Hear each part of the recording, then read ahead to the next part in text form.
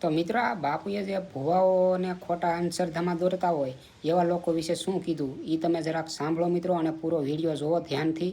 અને આ જે ભુવાઓ છે નકલી, એના વિશે બધું એ શું કીધું આ બાપુએ, પહેલાં તમે સાંભળો, પછી હું બે શબ્દ તમને કહું. ફેલ ભુવા ભરાડી આ તે અંધશ્રદ્ધામાં ગળવું અહીંયા બધે ફેલ થયો હતો.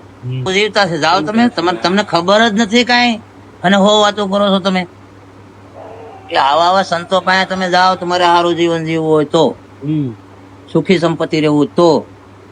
બાકી તો તમે ગમે અહીંયા જ્યાં બધું ફેલ. ભુવા ભરાડી આ તે અંધશ્રદ્ધામાં ગળવું અહીંયા બધે ફેલ થયો હતો. અંધશ્રદ્ધામાં તો ત્યાં ગળવાનું થતું જ નથી કોઈ. અને માણસો જ્યાં અંધશ્રદ્ધા છે ત્યાં ઢીકલા થઈ જાય છે. આ ગાંડી પબ્લિક એને કોણ સમજાવે કે આ ખોટું છે? સાધુ સંતો પાસે જવાથી તમારું જીવન ચરિત્રમાં કાંઈ ને કાંઈ ફેર પડે. અને ત્યાંથી આપણે લઈએ છીએ કાંઈ તો જવાય, ને સાધુ પાસે ન જવાય. સાધુ પાસે જવાથી કોઈ ફાયદો નથી, ભગવાનને દર્શન કરી નીકળી જવાય. સાધુ સંતો પાસે જાય કાંઈક વાત કરે, એમાંથી એકાદો શબ્દ આપણને એવો લાગે એ લઈ લેવાય, આ લીધા જેવો છે. વાતો ભલે ને હો કરે, આપણા મગજમાં ફિટ આવવું જોઈએ. હા તો બસ અમે સનાતની. તો મિત્રો આ બાપુએ જે વાત કરી કે જે આ ભુવાઓ અને અંધશ્રદ્ધા વિશે, કે આ અંધશ્રદ્ધાની છે ને એ બધું આ ઓલા ગાડરિયા પરવા જેવું છે.